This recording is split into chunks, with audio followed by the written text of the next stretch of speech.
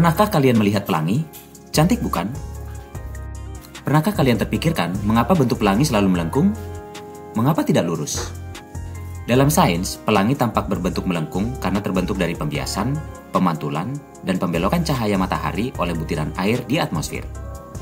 Saat cahaya putih matahari, atau dikenal dengan cahaya polikromatis, masuk ke tetesan air, cahaya tersebut dibelokkan dan diuraikan menjadi spektrum warna berbeda atau dikenal dengan cahaya monokromatis, yaitu merah, jingga, kuning, hijau, biru, nila, ungu.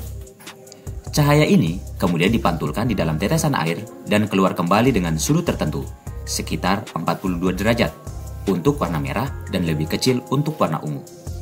Karena sudut pembiasan ini selalu sama terhadap arah pandangan mata, cahaya dari jutaan tetes air berbentuk busur melingkar yang kita lihat sebagai pelangi.